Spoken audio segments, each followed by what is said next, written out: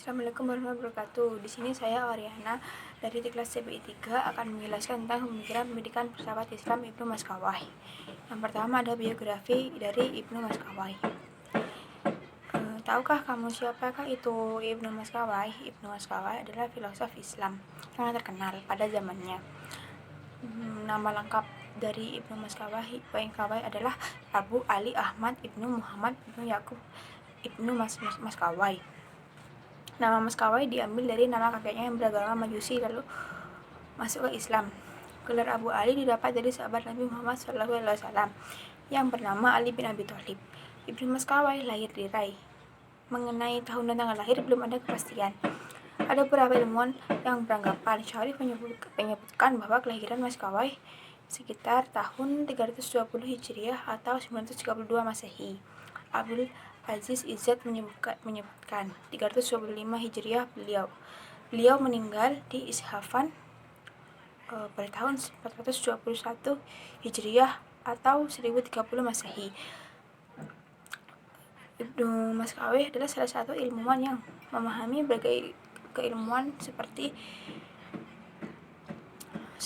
kimia, logika, termasuk filsafat. Namun yang menonjol adalah sastra dan sejarah. Apabila dari tanggal lahir dan wafatnya, Ibnu Maskawai hidup pada zaman pemerintahan dinasti Abbasiyah dan berada di bawah pengaruh dinasti Buwayhi yang bermazhab Syiah berasal dari Persia. Ada yang mengatakan bahwa Ibnu Maskawai awalnya beragama Majusi, namun hal ini perlu dilakukan karena dari namanya Muhammad yang menunjukkan bahwa beliau adalah agama Islam. Ibnu Maskawai adalah seorang filosof yang akhlak sekaligus etikanya itu menjadi pedoman dalam hidupnya. Ibnu Maskawai mengungkapkan bahwa akhlak adalah keadaan jiwa seseorang yang mendorong untuk melakukan sesuatu tanpa berpikir terlebih dahulu. Ibnu Maskawai memiliki konsep akhlaknya menekankan aspek kebijakan dan agama untuk menguatkan kualitas akhlak seseorang. Ibnu Maskawai merupakan seseorang yang penganut Syiah. Petunjuk ini didasarkan karena pengabdiannya kepada Sultan dan Wasir Syiah dalam masa pemerintahan Bani Buwayhi 320 sampai 458 Hijriah. Ketika Sultan Ahmad ad-Daulah memegang tampuk pemerintahan, beliau menduduki jabatan penting yaitu dekat menjadi Khazin, penjaga perpustakaan yang besar dan bendahara negara. Ibnu Maskawai adalah ilmuwan yang sangat disiplin, meliputi kedokteran, sejarah, dan filsafat, termasuk bahasa. Namun, beliau lebih terkenal sebagai seorang filosof akhlak etika ketimbang filosof ketuhanan. Ibnu Maskawai itu adalah seorang ahli filosof yang memiliki pemikiran yang sangat cemerlang. Ibnu Maskawai selain dikenal sebagai filosof yang dikenal di bidang etika, beliau juga dikenal sebagai seorang sejarawan, tabib, ilmuwan sekaligus sastrawan. Ibnu Maskawai adalah seorang filosof modern dari kalangan muslim dan non-muslim.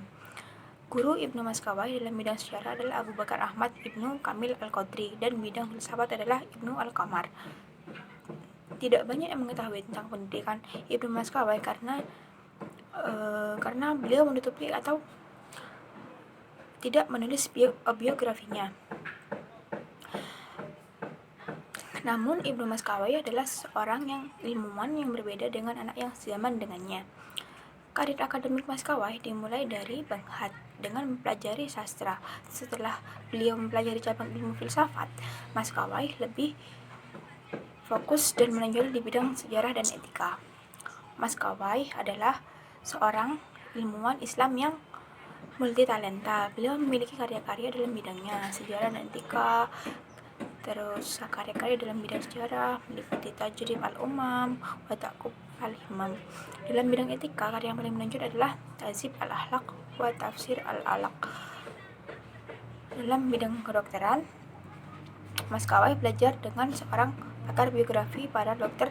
bin Abi Ushabiyah, kakek yang mengatakan kondisinya yang memaksakan Ibnu Maskawai untuk menggeluti tentang filsafat etika adalah terjadinya kemerosotan moral dan akhlak dimulai dari kalangan penguasa hingga masyarakatnya. Maskawai berhasil mengemukakan konsep tentang etika atau akhlak, dan etika Islam adalah julukan dari Ibnu Maskawai sekaligus sebagai guru ketiga. Maskawai adalah seorang ilmuwan Islam yang memiliki pemikiran produktif. Beliau menulis banyak kisah dan kitab, namun hanya sedikit yang dapat ditemukan. Buku yang pernah ditulis banyak 41 buah. Tradisi filsafat Yunani banyak yang dipengaruhi oleh karya Maskawai. Dari 14 buku yang pernah ditulis, 16 yang ditulis dan 8 buah buku berbentuk manuskrip. Manuskrip itu tulisan tangan orang terdahulu yang masih ada sampai saat ini, dan 18 lainnya telah akan hilang. Selanjutnya ada karya-karya dari Ibnu Maskawai. Ibnu Maskawai itu seorang tokoh yang multitalenta seperti yang disebutkan tadi. Berkat beliau memiliki kemampuan yang multitalenta. Beliau menghasilkan beberapa karya. Di antaranya adalah kitab Tahzibul Akhlaq wa Tahdir al-Arak. Itu adalah kesempurnaan etika. Kitab Tartib al-Sa'adat, etika dan politik.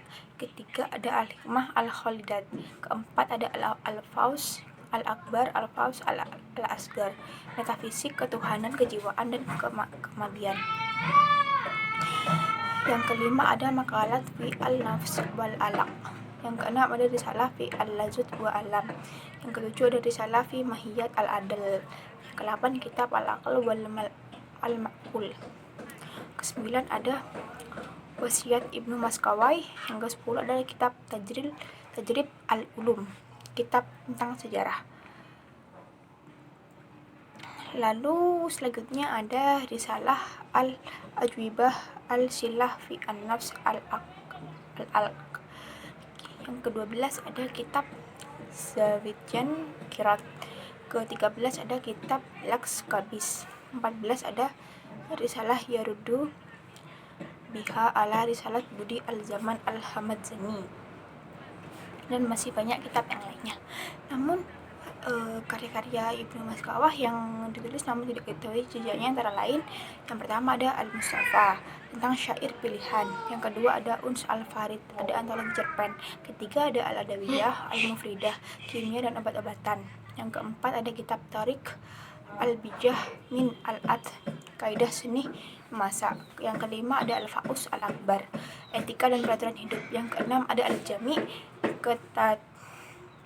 ketatiban, yang ke-7 ada Al-Syiar tentang tingkah laku, yang ke-8 ada Maqalat fi al-Hikmah wa al-Riyadah, yang ke-9 ada Ala al-Daulat al-Dailani, yang ke-10 ada kitab Al-Syiashat, yang ke-11 ada kitab Al-Ashribah, yang ke-12 ada Adab al-Dunya wal Adin, ke-13 ada Al-Udain fi ilmi wa al-Awamil, ke-14 ada Ta'alik Hawashi Mantik, ke-15 ada Fakor al-Kutub, ke-16 ada Al-Mustasyar, ke-17 ada Hakik al-Nufus, ke-18 ada Ahwal al-Salaf wa Syifat Badal an-Abiya al-Sabiqin. Lalu selanjutnya Ibnu Maskawai itu belajar dengan seorang pakar biografi, dan Ibnu Maskawai itu seorang filosof yang berhasil. Keberhasilan Ibnu Maskawai ini dapat dibuktikan dengan banyaknya karya-karya atau buku yang beliau tulis. Beliau ini tidak hanya dikenal sebagai seorang pemikir, tetapi dikenal sebagai penulis yang bisa menghasilkan sesuatu. Menurut Ahmad Amin, semua karya-karya Ibnu Maskawai banyak dipengaruhi oleh filsafat Yunani. Aristoteles, terus Porphyrius, dan filosof Yunani lainnya, dan kaum non-Platonis. Pada dasarnya, beliau ahli dalam bidang sejarah dan moralis.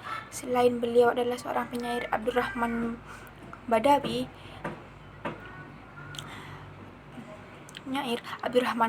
Badawi mengatakan di samping sebagai sejarawan dan moralis, Ibnu Maskawai merupakan sastrawan dan moralis. Salah satu bukti adalah banyaknya karya-karya beliau yang tidak terbantahkan dari pandang Badawi. Karya-karya beliau terdapat dalam bentuk puisi dan syair. Bagian terpenting dari kegiatan filosofis Ibnu Maskawai adalah mengenai etika. Buku yang terpenting dalam pembahasannya mengenai etika meliputi Tartib as-Sa'adah, ada Tahzib al-Akhlaq, Jawi, dan Kirut. Ibnu Maskawai menempati posisi tengah dalam tradisi etika filosofi Muslim. Satu pihak, Ibnu Maskawai merangkum dan menjelaskan dengan cara elemen-elemen pokok yang baik sekali dari bagian filsafat praktis, sebagaimana dikenal di dunia Muslim hingga masanya. Dan di pihak lain, Ibnu Maskawai memiliki pengaruh pada ahli etika Muslim mazhab lain. Yang kedua, ada pemikiran pendidikan Islam. Dalam kitabnya yang Tahzib al-Akhlaq, Ibnu Maskawai menjabarkan konsep pendidikan akhlak. Dalam karyanya itu, ia menegaskan bahwa akhlak adalah suatu keadaan jiwa dan menyebabkan jiwa bertindak tanpa dipikir terlebih dahulu. Ibnu Maskawai berpikir tentang etika. Di dalam pemikirannya itu, beliau memulai dengan jiwa manusia. Membahas tentang keadaan jiwa, Abwal an-Nafs adalah fondasi ilmu teologi, ilmu etika, logika. Oleh sebab itu, jiwa bukanlah tubuh dan bukan juga bagian dari tubuh. Ibnu Maskawai pernah menjelaskan bahwa sifat manusia utama hanya ada pada diri manusia itu sendiri. Manusia satu dengan manusia lainnya dapat mewujudkan sifat-sifat dengan saling membentuk. Oleh karena itu, manusia disebut dengan makhluk sosial, alias membutuhkan bantuan dari orang lain. Menurut Ibnu Maskawai, pemikirannya tentang ilmu akhlak mempunyai hubungan dengan ilmu filsafat. Ilmu filsafat adalah filsafat yang berhubungan dengan makalah filosofis dan fundamental dengan ilmu pemikiran Ibnu Maskawai. Ilmu pemikiran Ibnu Maskawai dalam hal pendidikan tidak lepas dengan konsepnya tentang manusia dan akhlak atau etika. Dikemukakan tentang dasar pendidikan, tingkat daya dan akhlak, dan konsep pendidikan, tujuan, materi, metode, lingkungan pendidikan, dan kode etik peserta didik dan pendidik.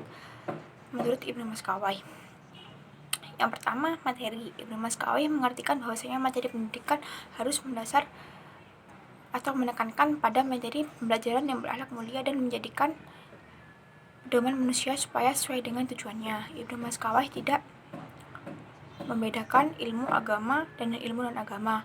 Materi pendidikan akhlak terbagi menjadi 3 materi pokok, diantaranya yang pertama adalah hal-hal yang wajib bagi kebutuhan tubuh.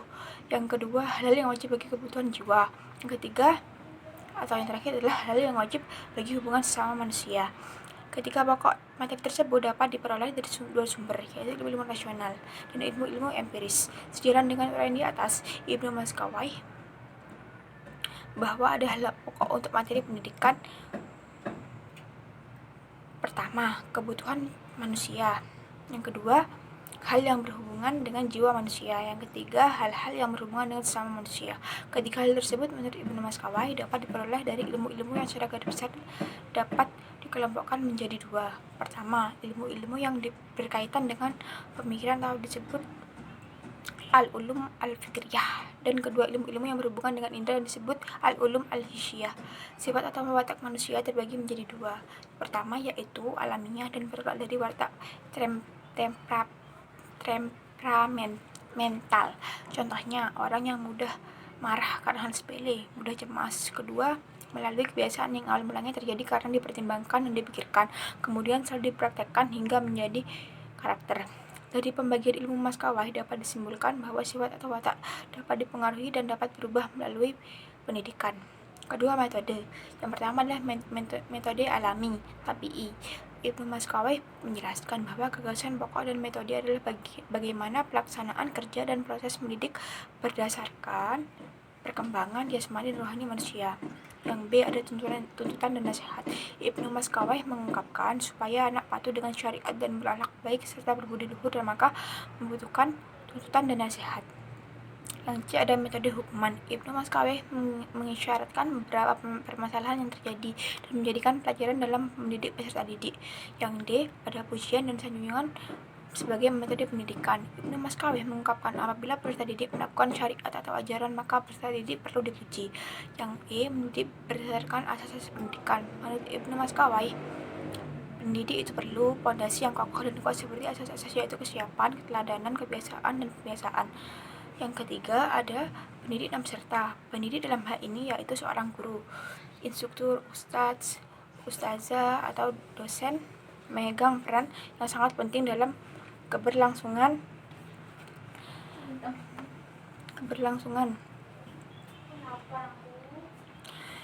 dan mencapai tujuan yang telah diciptakan.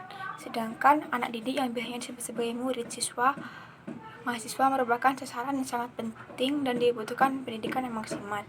Sebagai pendidik akhlak, alangkah baiknya menegaskan peserta didiknya untuk berakhlak, berbudi luhur, dan menyatukan diri dengan peserta didiknya melalui emosional, spiritual, dan intelektual, sehingga pendidik bisa benar-benar memahami konsep pendidikan yang baik secara menyeluruh dan memahami peserta didiknya secara menyeluruh. Hal ini sama dengan cara Ibnu Arabi untuk wahdatul wujud atau menyatukan diri dengan Tuhan. Baik, sekian presentasi dari saya. Kurang lebihnya mohon maaf. Wassalamualaikum warahmatullahi wabarakatuh.